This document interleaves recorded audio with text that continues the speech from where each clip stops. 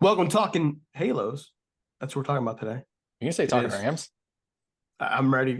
I'm starting to get all good to go for Rams Talk Radio. We're starting to pump things up a little bit. Took time off from that. All of a sudden, my mind just wandered. But hey, welcome to Talking Halos. This is Derek Ciapola with Jared Timms and Nate Green. And yes, after watching that 12-5 debacle in Atlanta today, my mind's a little fried. And no, there's no drugs involved. Anyways, we have a lot to talk about, believe it or not. Trade deadline passed yesterday. I know you did a show on that. I'm sure you want to hear my takes on it as well. What did and didn't happen. Maybe you do, maybe you don't. I don't know. Maybe you don't care. But also a 12-5 debacle to talk about.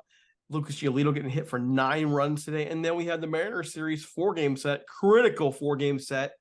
And it's all in roughly 30 minutes. So going right into it. Jared, 12-5. Did Lucas Giolito pitch as bad as it looked? I think yeah, you got hit around anytime you give up 9 runs, but also you play some rough defense in behind him. Jordan Adams didn't look the best out there. The game kind of caught up to him a little bit there. The game kind of got quick on him. And that was like the biggest thing that I saw, miss. So for me, I don't care about a loss because losses in baseball are going to happen. It's if you lose games and you make stupid mental mistakes that it kills me. That's where I stand, and that's kind of been this whole season for the Angels is mental mistakes and constantly. Jordan Adams missed. I think I saw 3 cutoff men that he missed. It could have been more. I'm going to be honest there with you. First start, that's fine, but you got to slow the game down a little bit. Back to Giolito, though. No, I didn't think he pitched. I didn't think he pitched all that bad. I think the defense kind of caught up with him a little bit. He had some guys take some extra bases there.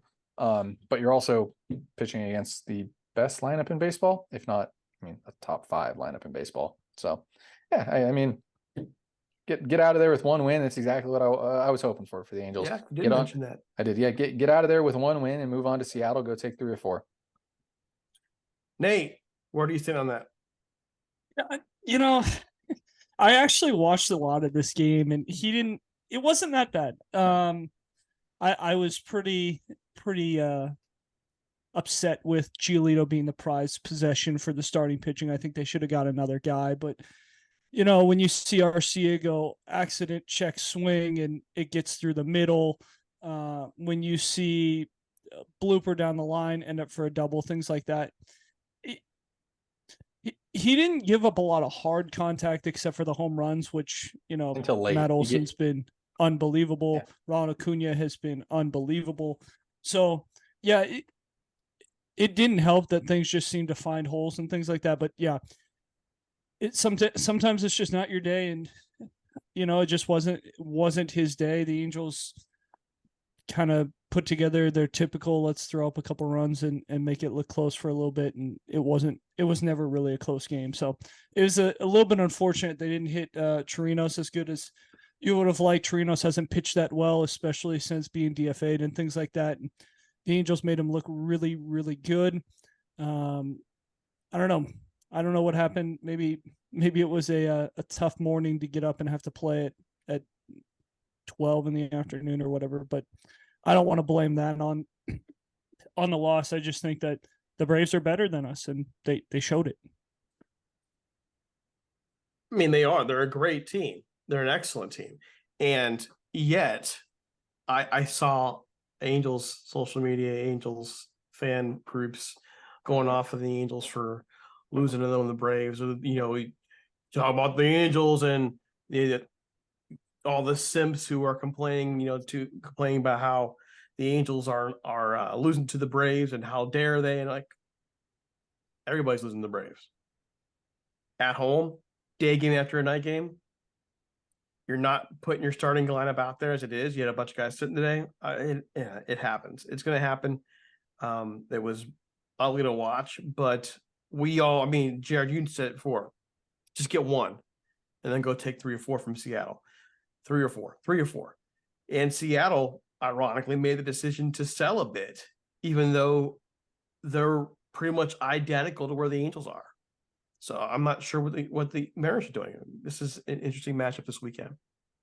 They understand where they're at. They took the approach we thought the Angels should have taken. It's like, hey, we've got to jump so many teams to make this thing even possible. We don't hold tiebreakers with the right teams, and you know what? We don't really re-sign guys. I think that's one thing that Seattle understands about themselves is they don't really re-sign guys because of where they're at and just the way that their franchise is set up with how much money they spend and things like that. But yeah, I think they just kind of understood like, hey, we're not going to re-sign these guys. Let's get rid of them and get something that we can help us in the future because we have a really good core. So I actually think Seattle did the right thing, as odd as that sounds. Okay.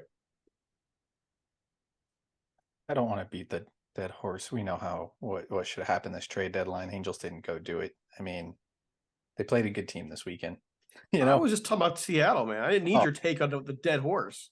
oh, I thought we were going to continue the conversation on why the Angels should have sold, but yeah, no, it's the Seattle series. Like I said, yeah, I mean, you got to go up there. You got to go prove to the American League that you went and bought at this point, you know, and you go beat a team that went and sold. Pitching matchups aren't easy, by the way, either. You still got to face Bryce Miller, Luis Castillo, the rookie Brandon Wu, and then they also have to face George Kirby, and they also got to face George Kirby. That's so, a tough four. Pitching matchups aren't easy there for sure. So like you look at those split pitching matchups and you hope for a split. You know, just because you can't be hoping for a split at home against a team that just sold. You can't. Like I said, you got to go not when take you're competing. 3 or 4. Yeah, you got to go take 3 or 4. But against that pitching matchup, I mean, the Angels are only 1 game behind the Mariners there. So it's crazy. It's crazy to think that. It's crazy to think that how 2 different teams think. But also you have to think about it too. The Angels and the Mariners are kind of in 2 different spots too. You know, the Mariners are still just kind of up and coming. You got Julio on a nice. I think they extended him, correct, to a pretty good. Or is he still on that rookie contract? I thought they extended him. I think it's still rookie contract. Still rookie. I thought they pulled like an Acuna deal or something and extended him. I could be. I'm probably not thinking of the right guy, but they got a good core group of guys there, kind of like the Angels do. Angels are a little bit older than where the Mariners are, but yeah, you know, the Angels and Mariners are kind of in totally different spots. So it doesn't surprise me that they went and sold. He gets in the massive one. That's right. Yeah, and for some reason it wouldn't surprise me if the Mariners went off and started winning a lot of games for some strange reason. You know, it's kind of that Angel effect that, you know, they make some trades, they all of a sudden have some type of, you know, good feeling going into some series, and then you see them rising up draft boards, and it's like, okay, no, keep playing bad baseball. I want a higher draft pick. So yeah, as far as the Mariners series go, you got to go win 3 or 4 at home against them. You got to go prove to the AL. I mean, go sweep them for all I care. Go prove to the AL that you are the competitors. You are the, you know, you're not pretenders. Go prove that you're contenders. So the Angels, our first matchup is with Brian Wu against Shohei Ohtani. That's on Thursday. Now, the last time Wu went out, pitched a gem against the Angels. Yeah. So who knows how that's going to turn out? Big strikeout guy. He is. He's had two bad starts basically, and that's blown up his ERA to 4.96. Other than that, he's been very good. The Mariners are a team. You mentioned that, like they didn't even really trade anyone that was really critical. Like they traded guys like Sewell goes. They already have Munoz waiting in the wings. Like they traded the right guys. Pollock wasn't helping that team. Colton Wong wasn't Pollock wasn't helping that team. Colton Wong wasn't helping that team. Like, yeah, it's almost like they went addition by subtraction. As weird as that sounds, like, hey, we get rid of some veterans who maybe haven't played that well and maybe are going to be a little bit upset if we cut into their playing time. Let's get rid of them and let's let some of these young guys play who have been, you know, showing us in the minor leagues that they should be playing. But yeah, it's going to be an interesting series. I think the Angels are going to have to prove the thing that Derek and I talk about a lot. Can they hit good pitching? And you're going to run into Luis Castillo. You're going to run into George Kirby. You're going to run into to Wu and all these guys. And it's like, yeah, we are dodging Logan Gilbert, who has pitched well against us, which is nice. But you're still going to run into Luis Castillo. Can you hit Luis Castillo? Because you're going to run into 2 of those type of pitchers in any playoff series. And I know you say you got to get to the playoffs, but in order to get to the playoffs, you got to beat those type of teams, especially with those type of pitchers. Seattle's my dark horse to make a run the rest of the way. They still have a loaded roster, young core, loaded roster, great pitching. I mean, I don't know why it hasn't worked this year, but Trouble. they're still loaded. So, that's the first matchup again. Otani and Wu. The matchup on Friday shakes out. Castillo. It's Castillo and Reed Detmers, and Reed's been off a bit his last couple of starts. Hopefully, being home, he'll be back on his game. That's a 9:38 Eastern, 6:38 Pacific start. Luis Castillo, a gem last game out. So Saturday, we got George Kirby versus Tyler Anderson. He's pitched well lately. He has. He's been good enough to give you 5. Give you 1. He's pitched good. Wow. Lately. Wow. He Nate, has. I'm so proud of you. He has pitched good lately. Like No, he has. He hasn't pitched bad for sure. Like he's kept the Angels in games, which is what you I mean, his last what 7 we starts, wanted. he's a 3.53. That's literally all you're asking for out of him. Yeah. Like you're asking him to throw up a 3.5. If he was throwing up a 3.5 right now, you would not hear anything from me about Tyler Anderson. It's the 5 ERA that is the problem. Yeah. Okay. All right. And then on Sunday, the cap, Bryce Miller versus Chase Silseth. I'm very intrigued by this young pitcher matchup, by the way. Can we talk about Chase Silseth real quick about like I think we should. getting the start last minute with Griffin Canning going potential. Well, he ended up going on the IL. We didn't know at the time, but he goes on the IL. They say, Chase, not only are you going to start, you're going to start against one of the best offenses in baseball. And hey, guess what? Here's the ball. Good luck. And not only did he take the ball, he absolutely dominated in that performance. I thought he threw the ball really well. This could be his coming out party. I've been in on Chase Silseth all year. I think that you need to establish a role for him. You cannot keep playing this stupid game of, hey, start 1 or 2 times, go to the bullpen, start 1 or 2 times, go to the bullpen, go to AAA, come back up. Like, no. Tell him he's in the rotation, sit in the rotation, and let him dominate. Because I think he has the kind of stuff to be, like a Miller or a Kirby or one of those guys who have been young and really, really good. And I honestly, when he's on, it's upper 9s with a really good splitter and a good enough slider to get a job done. So I am super excited about Silseth in this start because I think this is going to be another big one for him. If the Angels are going to make a run, he's going to be a big part of it. And I think this is really going to tell us if he can help them or if it's like, he's still another year away from taking that next step. Followers are going to hate my take right here because I say it all the time. Chase Silseth, the repertoire reminds me of Shohei Ohtani a little bit. It does. I did have to say it. You did. It reminds me, you got the upper 9s bad fastball. It's a flat fastball. Granted, Shohei Ohtani's gotten better and he's been throwing the sinker. He throws the cutter a little bit. He's got that sweeper type breaking ball, which Shohei Ohtani has, and he's got the splitter, which is just as good as Shohei Ohtani's, and Shohei Ohtani isn't throwing it at all. And then on top of that, I mean, Ohtani's got the big curveball and he throws all 18 other pitches that he throws, which makes Shohei Ohtani. But like when you look at it, like 1, 2, 3, 1, 2, 3, it's very Shohei Ohtani like. If Chase Silseth can really work on keeping the ball down in the zone and working on his command and keeping his emotions in check like he did against the Braves, like give me 5 innings from Chase Silseth like that every game, and I'm happy. That's going to continue to work on his development. And yeah, I'm all for it. Like I think I like him in the bullpen. I like him in the back of the bullpen. But when you need a starter and you need somebody to take the rock every 6 days, every 5 days, whatever they're doing right now, that's the guy. That's one of the guys that I want. Yeah.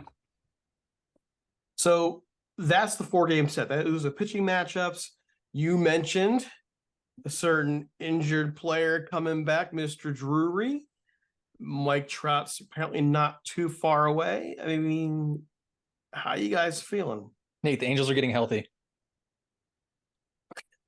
We also heard that Logan O'Hoppe is going to be out 3 more weeks minimum. They're probably going to give him the full 20 days on rehab. So yes, they are getting healthy, but it's going to take a while. It is going to take a while. We haven't really heard too much about Anthony Rendon, which I still think is going to be a big part to this offense. If Rendon comes back, we know the Angels hit better with runners in scoring position. He does a really good job of driving in runs, especially when you have guys like Trout, Ohtani hitting in front of him. So I think that's a big piece that you're going to be Mhm. missing, especially if you really want to be in this postseason mix.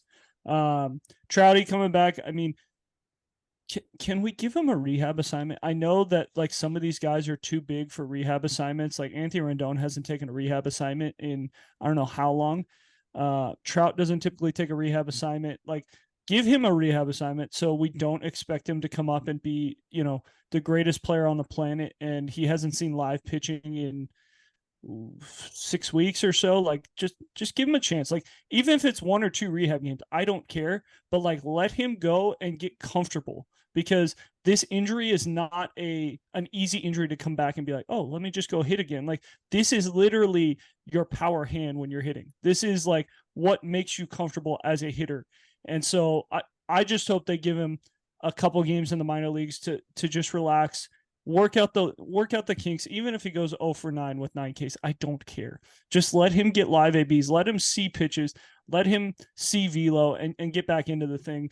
I'm glad they're doing it with Drury, but I don't know if Drury's like the too big of a name guy to take a rehab assignment. But like Rendon, Trout, all these guys, they need a rehab assignment, and I know you need to play to win these games, but it is important to this organization and to these guys to put them on the right trajectory to come back healthy and ready to go.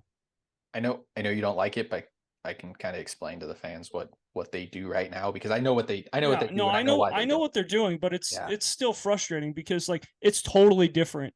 It is It is. totally different. So what the Angels will do, they have minor league arms from Inland Empire come out to Angel Stadium and throw. Yep. Mm-hmm. So instead of sending guys on rehab, I know that, but it's not the same. You cannot replicate game like situation, like whether it's a sim game, whatever it is totally different, especially when you're getting in there and like Inland Empire guy, like maybe you're facing, a guy who's 92, 94 with okay control, whatever, like, and then all of a sudden 2 days later he's facing Max Scherzer who's 97 with a gross slider and the changeup, and it's just like, yeah, that's fun. Haven't seen that in a while. Like, and I know you're not going to get that in the minor leagues, but even Jacob deGrom, last year, he went on a rehab assignment, and Jacob deGrom is arguably the best pitcher when healthy. Pitchers are a little bit different when it comes to that side. I know, but I'm just like, you could easily do the same thing with a pitcher. Like you could get him out there and be like, hey, we're going to throw a sim game for you on Monday. We're going to take the bench guys who haven't been playing too much. You're going to throw, 5 innings. We're going to make sure you get the pitch count up to about 80, and then hey, you're going to make your starter on Friday without even going down to the minor leagues. And it's like, it's important for these guys to get in game situations, because it is not the same. The sim games and things like that, they are not the same. It is not the same game speed. It's just nothing's the same. So I think they need to go on a rehab assignment, even if it means they're going to miss a guy for an extra 2 or 3 days. I absolutely agree. I think it has to happen. When the speed of the game, you mentioned Jordan Adams today, this is speed of the game. That's going AAA to the majors, but coming off just sitting there watching it versus doing, and doing very little compared to game action is, to me, an even bigger extreme. So, it doesn't surprise me then that Rendon came off the injured list not too long ago and hit like hot garbage. You need that time. Your eyes need to adjust. You need to adjust to the speed of the game. And so send them. I mean, you get them straight now, they're good in September. That's what we want. So anything else we want to cover today? Anything at all? Go win baseball games. I also misspoke. The Mariners are actually a half game up on the Angels. Yes, they are. Yeah, I misspoke. I thought they were a game back, but no, they won today. They scored 4 in the 6th inning to take the lead against Boston, and they are now a half a game ahead in the wild card and a half game ahead in the division, of course. So it's a big series. You cannot split with these guys, especially after what just happened with Seattle just kind of being like, we're in it, but we're not all the way in it. Like, you got to win 3 of 4. It would be nice to sweep. I'm not expecting a sweep with the pitching matchups, but you got to win 3 of 4. Yeah. I mean, just final question, and I'm sure before we let everybody go here, expectations for August.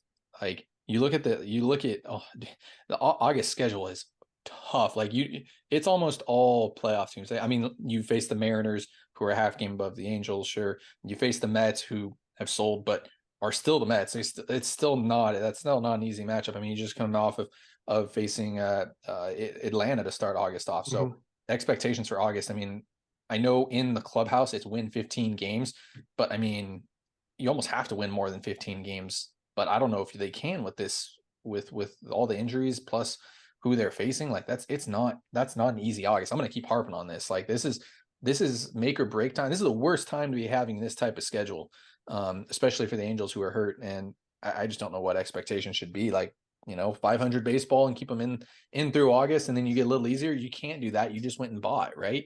So yeah, you play 500 know. baseball in August. You're going to go into September about 7 games out of anything that's wild card or division, and you can't make up 7 games. Especially looking at who you got in September. September, it gets a little bit easier, but you're still playing Baltimore. Cleveland's always tough, whether Cleveland is trying or not. Cleveland always makes things tough. You got to play at Seattle. You play at Tampa Bay. You're playing at Minnesota, and you're playing Texas.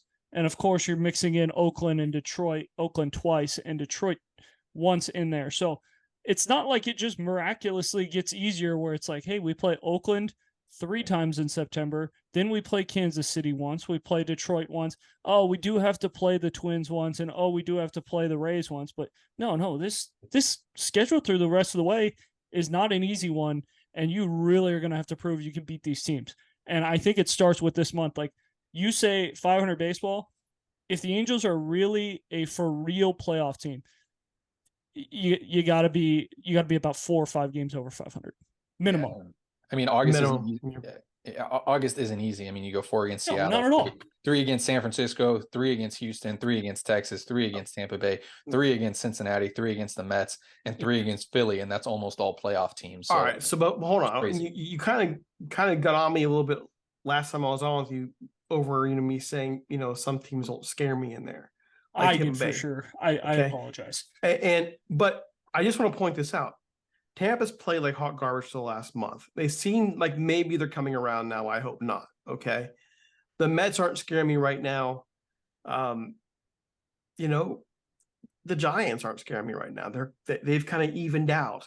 And of course, Seattle's not scaring me right now. So who scares you? Who's really plays you well? Houston and Texas. That's 6 games. And of course, Cincinnati is the wild card. They're away from Great American Ballpark. Who knows? Philadelphia, that's a team that can scare you. But you're going to Philadelphia. That's the big problem. And that's the one problem I have with the Mets too. If you're playing the Mets at home, I'm a lot more comfortable. I'm a lot more confident. But going to New York, if that crowd is hostile, I know it's going to be August, so you're probably going to have the Jet fans, the Met fans checked out because they're going to be mostly concerned about the Jets. But if that place is rocking, and it could be tough for a guy like Patrick Sandoval, who typically struggles when it comes to just emotions and things like that. But does it scare you? I mean, we're talking, I'm an honest question. Dude, Tampa Bay Tampa will scare you if they're on, and they haven't been for a while. But you're Tampa talking Bay about, will out-scout us out of their minds. And we've seen that. Like we saw that today. Jordan Adams, it's his first game in the big leagues, and his second AB, Ozzie Albies is playing him to pull, and Ozzie Albies doesn't even have to move. He literally fields it, throws the guy out. That's what Tampa Bay is going to do. Like, they might not be playing good baseball. Wander Franco is playing absolutely terrible lately. But he's coming around, though. Yeah. But that guy is going to be in the right spot every single time, because that's the way the Rays scout, and they are going to be ready to go. They did make some acquisitions at the deadline. They did give up their first base prospect. They got Aaron Savali, who, kind of reminds me of Zach Eflin, where it's like, he's an average pitcher, but but Tampa Bay probably sees something in him, and he'll probably be even better, even though he's coming from Cleveland, who's a really good pitching org as well. That's the thing that scares me. It's just, you're going to get out scouted. You're going to get out game planned, because we've already seen, what have we talked about the most in its bullpen management, and it's just management in general of games, right? Mental awareness, all those things. That's the one thing you're going to get absolutely killed by when it comes to Tampa Bay. They might not be playing good baseball, but that they are going to be better in the management room, and they're going to be better when it comes to playing clean baseball. They're not even more scares me. talented. You go along with Houston and Texas, they're going to be the same way as well. And that's, I think San Francisco's a scary team because they are going to be very similar as well. You're getting the GM from the Dodgers who has been everywhere. Farhan Zaidi. Yes, Farhan Zaidi. He's there. He's done a really good job. They did have some injuries on the pitching staff, but they did some things at the deadline again. That's going to be like, well, if things work the way that he sees them out to work, then it's going to be really tough on the Angels. But again, these are the series you want to be playing right now, because if you can beat these type of teams, it's just going to prove that you can be in the postseason run. But if you can't beat these type of teams, then September's not going to matter. By the way, Wander Franco homered again today.